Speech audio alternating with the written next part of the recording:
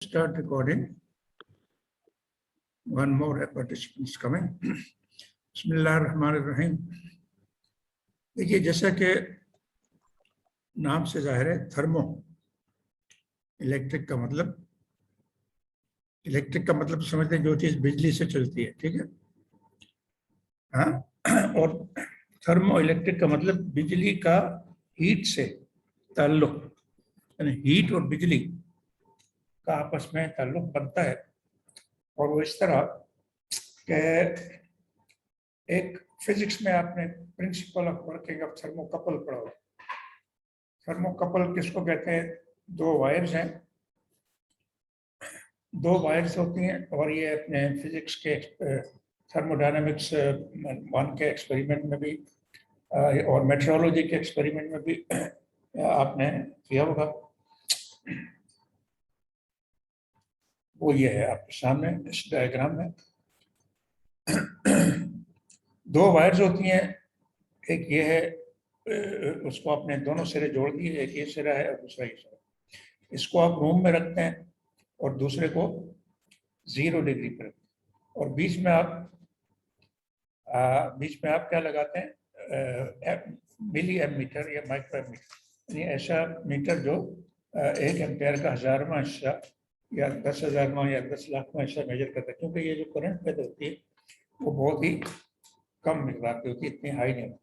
तो एक सिरे को आपने एक थर्मोस में रखा, ये थर्मोस है, और इसमें मेल्टिंग आइस है। आइस गंडे गोले वाले के पास में देखा होगा, आइस को चूरा कर एक ट्यूब में डालता है, वो जो गाड़ी की ट्रक की ट्यूब होती है उसमें डाल के उसको एक मुंह बंद करता है, बंद होता है, दूसरे पे हाथ रखता है, और एक वो कूटने वाला जो डंडा होता है उसके बाद, जिसको हम तो डमनी कहते हैं, उससे मार मार के लकड़ी के ऊपर रख के उसको चूरा करते हैं। तो उसको हम कहते हैं मेल्टिंग आइस। आइस को जब आप चूरा करते हैं बारीक टुकड़ों में, तो वो मेल्ट होना शुरू होती है, और उसको आप थर्मोस में डालें तो वो 0 डिग्री पे मेल्ट होती है। आइस हमेशा 1 एटमॉस्फेयर पे 0 डिग्री पे मेल्ट होती है, वरना फ्रीजर में तो माइनस पे होती है, मेल्ट नहीं होती। तो 0 डिग्री पे जब वो आइस मेल्ट हो रही होती है, तो अब ये जो बाहर का जो एंड है, वो इसका आपको टेम्परेचर मेजर करना है, हवा, कमरे की हवा का, कमरे में या किसी और चीज का मेजर करना है, उसके ऊपर रखेंगे तो उसका टेम्परेचर डिफरेंट है इस 0 से कितना ऊपर है वो ये वोल्ट मीटर, ये एम मीटर बताएगा कितने मिली एम्पेयर करंट पैदा होता है।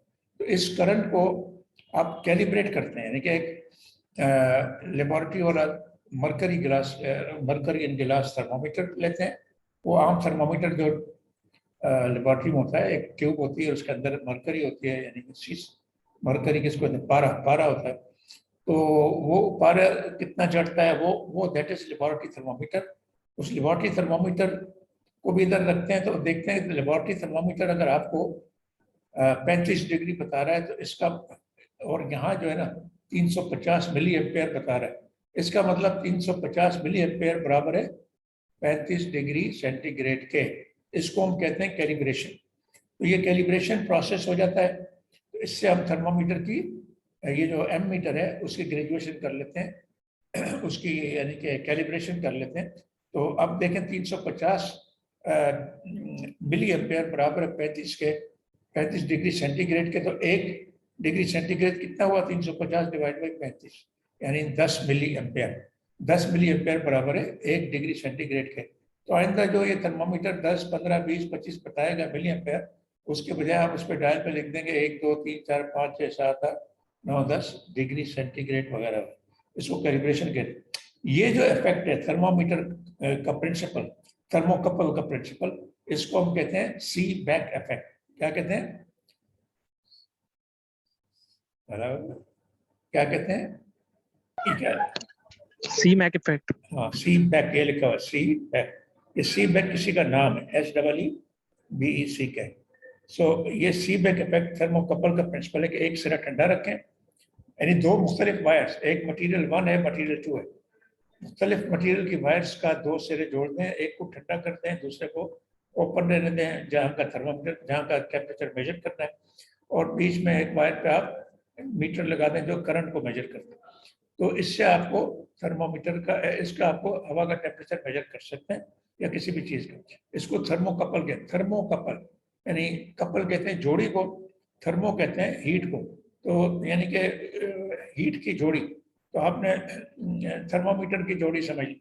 तो ये जोड़ी जब बन गई, कपल बन गया, तो इसको हम कहते हैं सीबेक इफेक्ट। लेकिन इसका उलट रेफ्रिजरेशन में हम इसका उलट अगर करते हैं, यानी कि ये है कि ये थर्मोस में से निकालते हैं इसको, ये कोल्ड एयर जो है, ये कोल्ड बर्फ में से निकाल के खुला छोड़ दें और इसको भी खुला छोड़ दें, तो अब क्या होगा, इसके बजाय यहाँ जो है, यहाँ आपने करंट का मीटर लगा था ना, यहाँ आप बैटरी लगा दें। क्या लगा दें?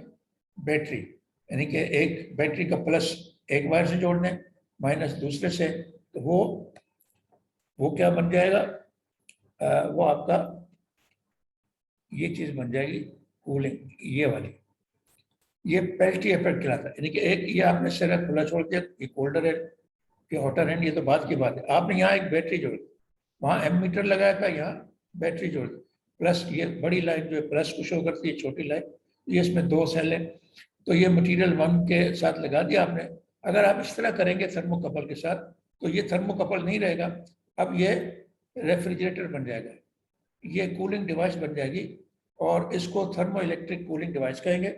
और इसका, इस इफेक्ट का नाम, इस प्रिंसिपल का नाम है पेल्टियर इफेक्ट। क्या कहते हैं? पेल्टियर, पेल्टियर लिखते हैं, PELTIER, पेल्टियर इफेक्ट। ये इसको आर नहीं पढ़ते, ए पढ़ते, Peltier, Peltier effect, Peltier Peltier effect, effect. Peltier effect, R is silent. तो ये पेल्टियर इफेक्ट को थर्मो इलेक्ट्रिक कूलिंग भी कहते हैं। तो एक मटेरियल 1 मटेरियल 2 की वायर है, बीच में आपने बैटरी लगा दी, 2 सिरे जोड़ दिए, एक सिरा ठंडा हो जाएगा, दूसरा गर्म हो जाएगा। वहां तो हम खुद एक सिरे को ठंडा करते थे, दूसरे को ओपन रहने देते थे, बीच में आप मीटर लगा देते तो उसमें करंट दौड़ता था, तो वो कहलाता था सीबेक इफेक्ट। इसका उलट ये है पेल्टियर इफेक्ट, इससे आप एक सिरा गर्म आपको मिलेगा, दूसरी सिरा ठंडा मिलेगा। अब आपकी मर्जी है, अगर आप कूलिंग चाहिए तो इस सिरे को आप जोड़ दें किसी प्लेट से और उस जगह रख दें जहाँ कूलिंग चाहिए, यानी कि उस कोई छोटा सा फ्रिज है, बॉक्स है, मसलन आजकल कोरोना की जो वैक्सीन है उसको ठंडे बॉक्स में रखा जाता है, पोलियो की वैक्सीन है उसको ठंडे बॉक्स में रखा जाता है, और उसमें यानी ठंडी की हुई बर्फ, आइस वगैरह डाली जाती है, कुछ प्लेटें डाली जाती है, उन प्लेटों में लिक्विड होता है, उस लिक्विड को फ्रीजर में डाल के ठंडा किया जाता है, फिर उसको प्लेटें अंदर डाल दी जाती हैं बक्से में, और वो बक्सा भी इंसुलेटेड होता है, थर्मोपोल वगैरह से इंसुलेटेड होता है, और वो जो हेल्थ डिपार्टमेंट वाले लड़के और लड़कियां उसको लिए फिरते हैं गले में लटका के, और लोगों को वहाँ से एम्प्यूल निकाल के, टीके निकाल के लगाती हैं। तो ये पोर्टेबल फ्रिज उनके पास होता है। तो आप उस तरह का फ्रिज, मैंने 2-3 मरतबा नस्ट में भी, कॉन्सेंट में भी, और यहाँ इस कॉलेज में भी मैंने कुछ प्रोजेक्ट कराए थे, और लोगों ने सक्सेसफुल किए कि बॉक्स लिया, उसमें थर्मोकपल, ये जो पेल्टियर इफेक्ट की जो डिवाइसेज हैं, ये इलेक्ट्रॉनिक डिवाइसेज हैं, तो ये बाजार में यानी कि मार्केट में मिल जाती हैं, जिस तरह सेमीकंडक्टर मिलते हैं, चिप्स मिलती हैं, इस तरह इसकी भी बनी बनाई चिप्स मिलती हैं, जिसमें ये होता है। उस चिप का एक सिंपल वर्जन ये है डायग्रामेटिकली, कि चिप में आप देख रहे हैं कि ये जो आपको दिखाया गया ये वाला ए, और ये है पार्ट बी। ये पार्ट ए है, एक्चुअली ये एन टाइप मटेरियल, ये सेमीकंडक्टर एन टाइप मटेरियल को हम ये कहेंगे पार्ट ए, और पार्ट बी जो है पी टाइप मटेरियल। आपने इलेक्ट्रॉनिक डिवाइसेस में पढ़ा होगा कि 2 किस्म के मटेरियल होते हैं सेमीकंडक्टर, पी टाइप और एन टाइप। तो इसको ऊपर हमने ये इंसुलेशन लगाई, ये एक पट्टी पर, ये एक आपने इंसुलेशन लगा दी है, और इंसुलेशन का मतलब आपकी हीट यहाँ से जाए ना हो। तो ये एक्चुअली एक सिरे पर जो है ना आपने वो लगा दी, ये एनलार्ज करके बताया गया, ये छोटी सी महीन चीज़ है जो आंख से नज़र में नहीं आएगी। आप इस तरह की बहुत सी चीज़ें हज़ारों की तादाद में जब आप सेमीकंडक्टर जोड़ के वो बनाएंगे, तो एक सिरे पे एक आपका जनाब यहाँ प्लेट लगा दें मेटल की, तो और उस प्लेट को जनाब बैटरी लगा दें उसके साथ, यहाँ से डिस्कनेक्टेड है, और यहाँ बैटरी लगा दी, प्लस इसके साथ माइनस इसके साथ जोड़ दें, तो ये एक मटेरियल और दूसरे मटेरियल का जोड़ बन गया विद बैटरी। ये एक मटेरियल दूसरे मटेरियल का जोड़ बन गया इधर से। आपने यहाँ देखा ना, सिंपल तरीका ये था कि एक वायर ये ली, इसको यहाँ जोड़ दिया, दूसरी वायर को इधर जोड़ दिया, बीच में बैटरी लगा दी। तो उसका जब सेमीकंडक्टर यूज करेंगे, उसमें बहुत सारे चिप होगी, चिप में बहुत सारे सेमीकंडक्टर होंगे, तो वो इस तरह बनेगा। इसको आप इंसुलेट करके एक प्लेट इधर लगाई, इधर इधर बैटरी लगा दी और इधर खाली प्लेट लगा दी। तो अब आप देखेंगे कि जब बैटरी कनेक्टेड होगी तो ये यानी पेल्ट्री इफेक्ट शुरू हो जाएगा, और ये वाला सिरा जो है ना, एक सिरा हॉट हो जाएगा और दूसरा ये वाला सिरा ठंडा हो जाएगा। तो कोल्ड एंड ये है और हॉट एंड ये है। इसके ऊपर ये जो ब्रोकन लाइन हमने दिखाई है, ये वो स्पेस है जिसको आप ठंडा करना चाहते हैं। तो उसके अंदर आप उसको ये वाला एक्सपोज करेंगे, इसको आप खुला छोड़ देंगे एटमॉस्फेयर में, और बक्से के अंदर आप ये वाला सुराख करके वो जो इंसुलेटेड बॉक्स होता है, थर्मोफोर का बना होता है या ग्लास फाइबर का, उसके अंदर इंसुलेशन होती है, उसमें सुराख करके ये वाला हिस्सा अंदर डाल देंगे, तो ये ठंडा होगा और अंदर की बॉक्स के अंदर का जो स्पेस है उसको ठंडा करेगा। जहाँ आपने टीके दवाइयाँ वगैरह रखी हैं या कोई और चीज़ जिसको मकसद ठंडा रखना है, तो ये जो है यहाँ हीट एब्जॉर्ब होगी, यहाँ की एयर जो है अपनी हीट देगी इस ठंडी प्लेट को और वो ठंडी होगी। यहाँ जो है ना, ये आप ओपन टू एटमॉस्फेरिक छोड़ दें, यानी डिब्बे से बाहर का जो है वो ओपन टू एटमॉस्फेयर है, तो हवा को ये हीट खारिज होगी, ये हिस्सा गर्म होगी। अगर इसका उलट करना है कि आप अंदर की चीज़ गर्म रखना चाहते हैं, मसलन खाना है आपके बॉक्स में, टिफिन में खाना है और टिफिन इंसुलेटेड है, तो ये उसको गर्म रखना चाहते हैं, गर्म चीज़ बना के ले जा रहे हैं, कबाब वगैरह है जो भी है या बिरयानी, और उसको सुबह लेके जा रहे हैं 6 बजे और शाम को दोपहर को 12-1 बजे खाएंगे, तो आप ये इस तरह की बैटरी लगाकर उसमें ये हॉट वाला एंड अंदर होगा उसके, और ये ठंडा वाला बाहर होगा। तो बाहर की हवा जो है ना से वो हीट लेकर अंदर खारिज करेगा और ये उसको हीट करेगा, तो ये उसका रेफ्रिजरेशन का उलट हो जाएगा, यानी हीटिंग हो जाएगी। तो ये जो है सिस्टम, इसको हम कहते हैं थर्मो इलेक्ट्रिक कूलिंग, क्योंकि इसमें इलेक्ट्रॉनिक डिवाइस है ये, और उसकी मदद से हम कूलिंग करते हैं, और उसमें बिजली का इस्तेमाल होता है, बैटरी का इस्तेमाल होता है, इसलिए थर्मो इलेक्ट्रिक। हीट ट्रांसफ़र होता है, यानी कि एक हिस्सा ठंडा होता है दूसरा गर्म, तो हीट ट्रांसफ़र होता है, हीट फ्लो होता है, इसलिए इसको थर्मो का लफ्ज़ आ रहा है। और इलेक्ट्रिक, चूँकि इलेक्ट्रॉनिक सर्किट है, इलेक्ट्रॉनिक डिवाइस है, इसलिए थर्मो इलेक्ट्रिक कूलिंग कहलाएगी।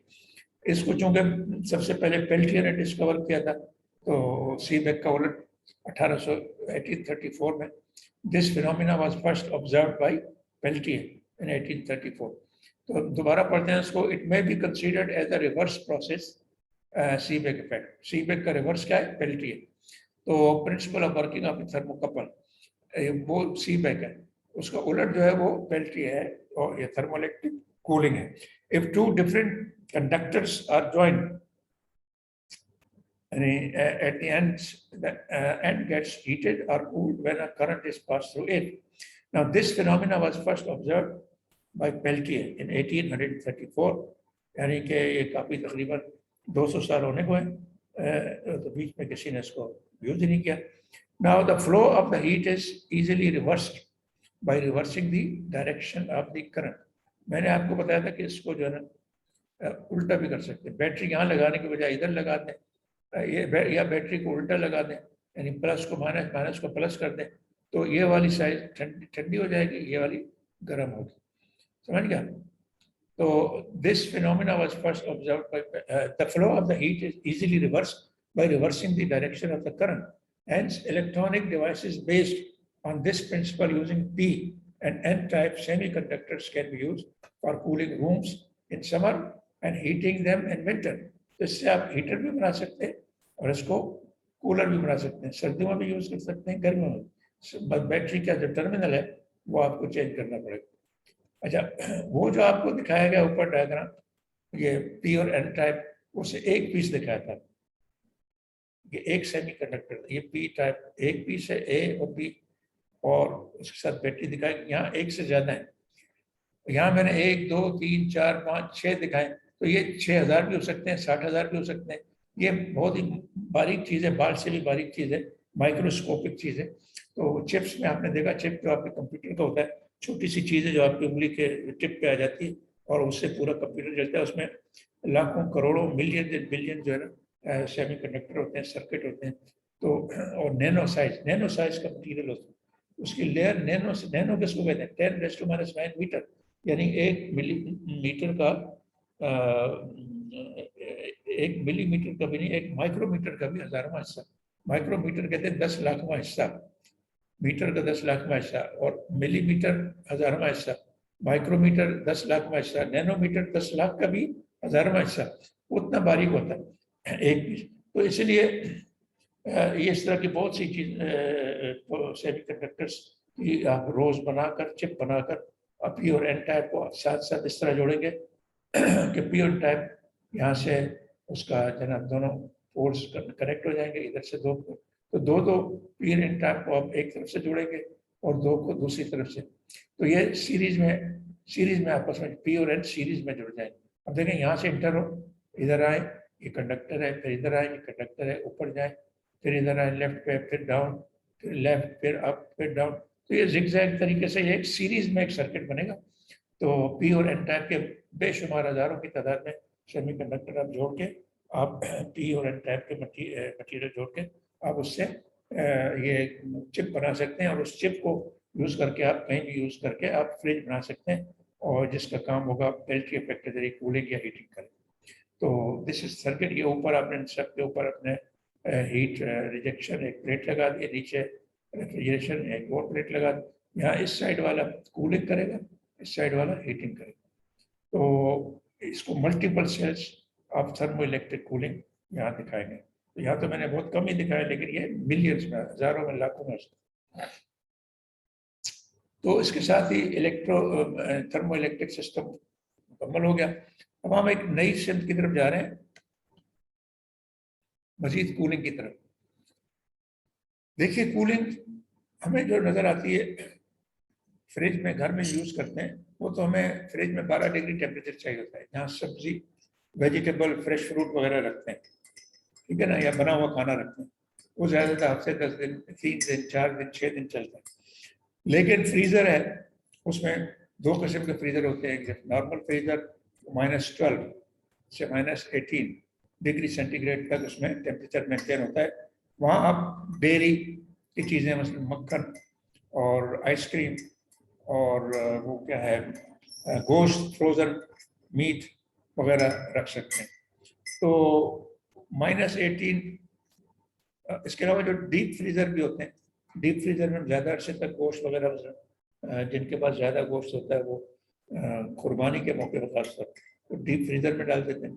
वो -30 डिग्री पे फ्रीज करता है, तो वो ज़्यादा अरसे तक, महीनों तक वहाँ स्टोर किया सकता है गोश्त। इसके अलावा आइसक्रीम के जितने भी फ्रीजर होते हैं, दुकानों पे पड़े हुए हैं, बॉल्स आइसक्रीम और अमोर वगैरह, वो कंपनी वाले उनको देते हैं, फ्रिज दुकान पे रखो, डीप फ्रीजर। वो जो है -30 डिग्री पे मेंटेन करता है आइसक्रीम। आइसक्रीम -18 पे भी खराब हो जाती है, आइसक्रीम -30 पे सही रहती है, तो वो क्रिस्प रहती है और टेस्टी होती है। उसको आप घर लाएंगे, -18 वाले फ्रीजर में रखेंगे तो उसका जायका खराब हो जाएगा। तो इसलिए वो डीप फ्रीजर की जरूरत। इससे भी नीचे जाए तो आजकल ऑक्सीजन सिलेंडर का पता है पूरी दुनिया में कैद हो गया था। कोरोना पेंडेमिक की वजह से ऑक्सीजन सिलेंडर की मांग बढ़ गई थी। इंडिया में जब वबा फैली तो लास्ट ईयर, तो बल्कि इसी साल अप्रैल में, तो उसको ऑक्सीजन की बनाने की मशीनें जर्मनी से भेजी गई थी, 3 ट्रक भेजे गए थे, ट्रक माउंटेड पोर्टेबल। उन्होंने अपने जो फिक्स्ड ऑक्सीजन बनाने की जगह वो इंडस्ट्री के लिए होती हैं, या अस्पतालों में छोटे मोटे प्लांट होते हैं, वो 10, 15, 20 मरीजों के लिए होते हैं। जब हजारों में, लाखों में लोग बीमार होना शुरू हो जाए, उनको ऑक्सीजन की जरूरत पड़ जाए, तो फिर ये सूरत हाल होती है कि इंडिया के पास भी नहीं थे सिलेंडर, और अमेरिका के पास भी सिलेंडर नहीं थे, उधर से मंगाए जा रहे थे कि जल्दी करो सिलेंडर भेजो। तो सिलेंडर से एक्सपोर्ट नहीं हो सकते, उनका मशीन ले लो और वहीं ऑक्सीजन बना बना के अस्पतालों में खड़ी कर दो मशीन। और तो वो मशीनें पोर्टेबल बनाई जर्मनी ने, जो ट्रक के ऊपर लगी होती है, जिस तरह वो आग बुझाने वाला इंजन होता है, फायर ट्रक, इस तरह उसके अंदर सारी मशीन लगी होती है। और उसमें क्या होती है, वो ये होता है, वो तो कहेंगे जी ये ऑक्सीजन बनाने की मशीन है, हमारे लिए वो लिंडे साइकिल है। वो क्या है, लिंडे। लिंडे भी बाई चांस देखें, लिंडे जर्मन साइंस इंजीनियर था, और लिंडे ये इसने ये सबसे पहले जूल थॉमसन इफेक्ट को यूज करके हवा में से हवा को कंप्रेस करके उसको ठंडा करके फिर उसको थर्मल एक्सपेंशन उसकी जूल थॉमसन इफेक्ट यानी जूल थॉमसन वो जो जिसको कहते हैं थ्रॉटलिंग डिवाइस नोजल, उसमें से गुजार के उसको लिक्विड बना के दिखाए कि हवा में से आप ऑक्सीजन को सेपरेट कर सकते हैं, उसके बाद नाइट्रोजन को भी सेपरेट कर सकते हैं मजीद ठंडा करने से, मजीद कंप्रेस करने से। तो उसने ऑक्सीजन को सेपरेट करके पानी की तरह ऑक्सीजन टैंक में भर के दिखाई, देखो ये ऑक्सीजन है। लेकिन 1 एटमॉस्फेरिक पे उसका टेम्परेचर -160 होता है ऑक्सीजन का। तो ये कार्बन डाइऑक्साइड का दिया हुआ ऊपर, और अभी बाकी गैसेस का आपको दिखाते हैं टेम्परेचर। यहाँ मैंने थर्मोडायनेमिक्स में यहाँ टेम्परेचर मैंने मेंशन नहीं किया, सिर्फ कार्बन डाइऑक्साइड का दिया है, उसका इतना टाइम नहीं है। तो आप दोबारा थर्मोडायनेमिक्स के पहले लेक्चर देखें, और उसमें मेरे ख्याल में मुझे याद नहीं, फर्स्ट थर्मो वन में जब प्रॉपर्टीज ऑफ गैसेज हम पढ़ रहे थे, उसमें हमने बताया था -160 पे ऑक्सीजन जो है ना लिक्विड बन जाती है हवा में से। तो आम सिलेंडर होते हैं, इसमें जो जब इसको वाल्व लगा होता है, बंद होता है, इसका वाल्व खुल जाए तो ये रॉकेट की तरह आसमान की तरफ उड़ेगी, जहाँ भी रास्ता मिलेगा दीवारें फाड़ के उसमें से निकल जाएगी, वो इतना प्रेशर होता है। तो लिहाजा इसके साथ बड़ी एहतियात से हैंडल करना चाहिए। ये कैसे बनती है उसको हम डिस्कस तो हम कर लेंगे, लेकिन इसकी प्रॉपर्टीज देखें कि लिंडे साइकिल क्या बनाता है और उसका मकसद क्या है। असल चीज़ एक और चीज़ है, कार्बन डाइऑक्साइड भी बड़े काम की चीज़ है। कार्बन डाइऑक्साइड एक्चुअली पुराने ज़माने में जब अब भी एक्जिमा और इस तरह की कुछ ऐसे अमराज जिसको आप लेप्रोसी वगैरह कहते हैं, स्किन डिजीजेज ऐसी आ जाती हैं जिसका कोई इलाज नहीं है, तो उसको डीप फ्रीज करने से, ठंडा करने से वो चमड़ी झड़ जाती है, वो बैड सेल्स वगैरह जो है वो मर जाते हैं, और वो जो है चमड़ी से उस पर मर्ज से निजात मिल जाती है।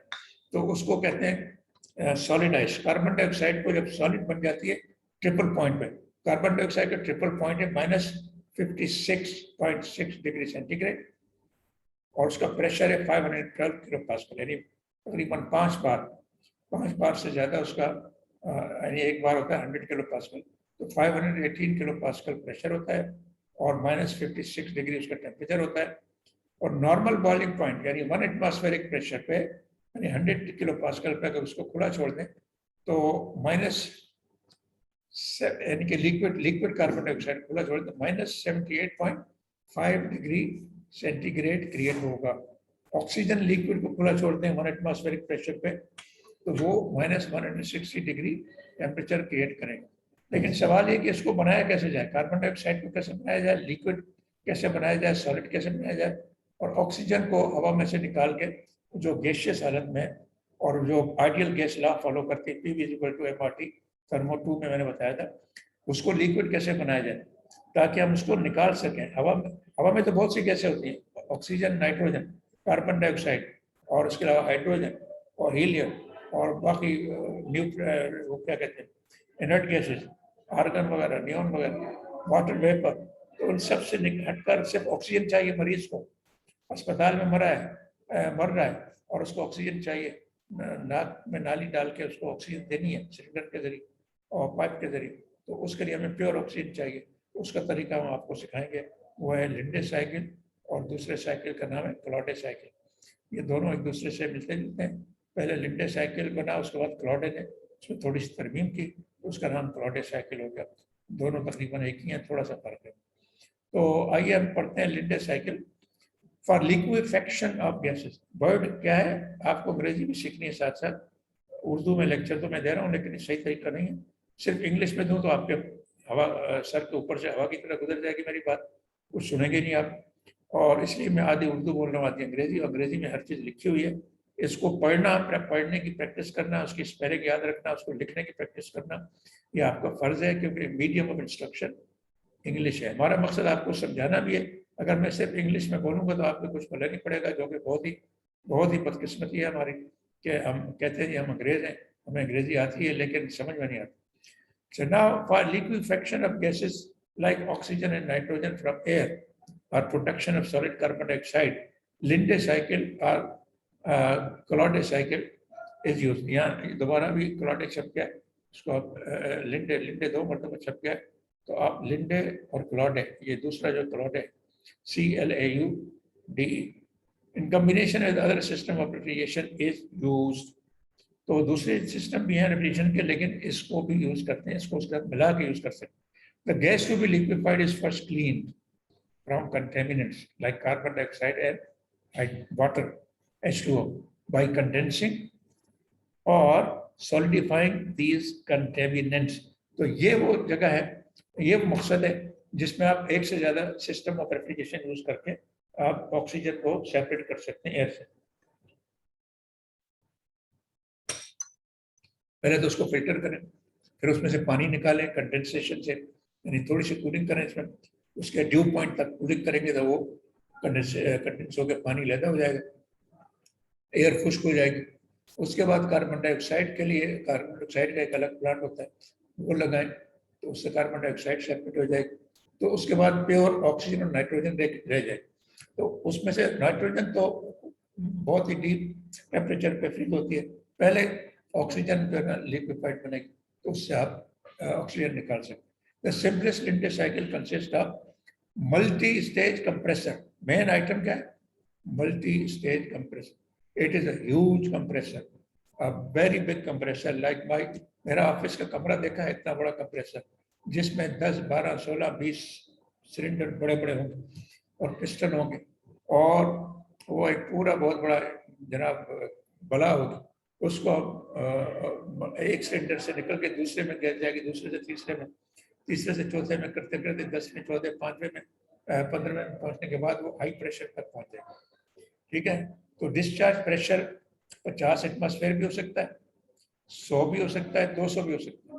अगर आप 50 पे करेंगे तो उसकी इकोनॉमी यहाँ दिखाई गई है कि कितनी बिजली खर्च होगी, कितने किलोवाट आवर बिजली, यानी कितने यूनिट बिजली खर्च होगी 1 kg लिक्विड एयर बनाने के, लिक्विड यानी ऑक्सीजन बनाने के लिए। 1 kg लिक्विड ऑक्सीजन बनाने के लिए 2.5 यूनिट खर्च होंगे बिजली के, अगर वो 50 एटमॉस्फेयर पे। अगर आप प्रेशर इंक्रीज कर दें, 200 तक ले जाएं, तो ये 1 यूनिट खर्च करेगी 1.16। यानी बड़ा प्लांट जो है ना वो सस्ता पड़ता है ऑपरेशन पॉइंट ऑफ व्यू से, यानी पर केजी एयर जो है ना सस्ती पड़ती है, पर केजी लिक्विड एयर। जो बनाने का खर्चा है वो बिजली है। इनिशियल तो आपने मशीन लगा ली, सब कुछ लगा लिया, लोगों को तनख्वाह दे रहे, वो अलग है, लेकिन बिजली का जो खर्चा है वो आपका आधे से भी कम हो जाएगा अगर आप उसको प्रेशर हाई करें। यानी उसके लिए पावरफुल कंप्रेसर चाहिए। The ideal compression process is isothermal process. ये हमने थर्मो 1 में पढ़ा था, प्रोसेसेस में चैप्टर 4 में, कि आइसोथर्मल प्रोसेस में minimum amount of work consume होता है कंप्रेशन प्रोसेस में, requiring minimum work input. For solidification of a gas, the temperature after Joule-Thomson expansion must be below the triple point। अगर expansion के बाद temperature triple point है तो फिर तो वो सॉलिडिफाई भी हो जाएगी। सॉलिड, लिक्विड और वेपर, ये तीनों चीजें, यानी कि जिस तरह बर्फ है, बर्फ का ट्रिपल पॉइंट जो है ना पानी का triple point 0 degree centigrade.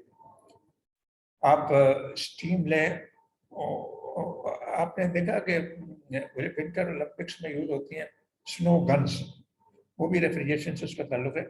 Snow guns वो हैं जिसमें पानी के वेपर या हल्की सी स्टीम हवा में स्प्रे करते हैं। हवा में -10, -20 डिग्री टेम्परेचर होता है या 0 डिग्री टेम्परेचर होता है, तो ठंडा पानी ड्रॉपलेट, फाइन ड्रॉपलेट का फवारा बनाकर हवा में छोड़ा जाता है हाई प्रेशर से, तो वो हवा में जम के फ्रीज होके बर्फ बन जाता है, और वो इस तरह स्नो जिस दिन कम पड़े तो हम आर्टिफिशियल मशीन के जरिए स्नो डालते हैं। तो ये इसलिए होता है कि उसका ट्रिपल पॉइंट पानी का 0 डिग्री है। तो पानी को अगर 0 डिग्री से नीचे ले जाएं तो वो सॉलिड बन जाता है। इसी तरह एयर को भी, कार्बन डाइऑक्साइड का ट्रिपल पॉइंट -56 है, तो -56 से नीचे आप कार्बन डाइऑक्साइड को एक्सपेंशन के बाद अगर टेम्परेचर अचीव कर लेते हैं तो वो भी सॉलिड कार्बन डाइऑक्साइड बन जाता है, जिसको हम गैस के तौर पे जानते हैं। वो आपके हाथ में एक पाउडर की शक्ल में आपको मिल जाएगी, और वो जहां आप रखेंगे वो जगह फ्रीज हो जाएगी। आप दवाई के तौर पर उसको मरहम के तौर पर इस्तेमाल करते हैं उस जगह पे जहाँ कैंसर हो गया या जहाँ कोई ऐसा कूड़ का मर्ज लग गया, कोई ऐसा मर्ज जिससे जल्द ठीक नहीं हो रही, कोई दवाई काम नहीं आ रही, तो उसमें ये लोग यूज करते हैं। तो बहरहाल अभी टाइम खत्म होने को है, इस टॉपिक को हम कंटिन्यू करेंगे इंशाल्लाह। और उसके साथ ही जो नाम इसको खत्म करते हैं लेक्चर को। CR या जो भी CR का नंबर 2 है या नंबर 3 है, ये आज की हाजिरी तीनों लेक्चर्स की मुझे बनाकर एक ही डेट में 3 अलग अलग हाजिरियाँ आप बनाएंगे, ठीक है। एक ही डेट में 3 कॉलम, एक्सेल के 3 कॉलम यूज करेंगे और तमाम स्टूडेंट्स के नाम लिखेंगे, उसके आगे लिखेंगे कि पहले में ये हाजिर था, दूसरे में ये था, तीसरे में ये था। तो ये जब हो जाए तो फिर मुझे ईमेल कर दें, एक्सेल में बनाइए। सबसे पहले नाम लिखें तमाम क्लास के जो भी 10, 15, 20 आए हुए। वो मेरे पास हाजिरी 8 है इस वक्त, पहले 6, 7 थी या 9 थी, पहले यही 8, 9 हाजिरी है, उसमें मेरा भी नाम शामिल है। तो इन सब के नाम आप लिख के 3 आज के 3 पीरियड की अलग अलग हाजिरी देंगे, एक ही हाजिरी नहीं होगी, ये अलग अलग काउंट होगी, ठीक है जी। हेलो, सुना आपने? आवाज आ रही है? भाई क्लास गायब हो गई क्या? बात, मेरी आवाज नहीं आ रही किसी को? Yes sir. जी सर, आ रही है आवाज। हाँ तो जवाब दिया करो, मैं समझता हूँ कि काम ही नहीं हो रहा था। Okay sir. अच्छा, तो ये जो है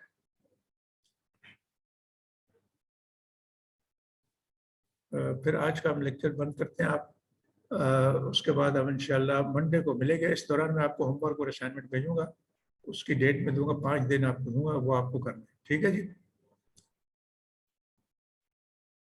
कोई जवाब जी दिया सर, करो। ठीक। हाँ जवाब जरूर, जी फौरन सर। फौरन, जो ही मैं स्टॉप करूँ कोई सवाल पूछो जवाब दो फौरन। ओके जी, जी खुदा सर। खुदा हाफिज।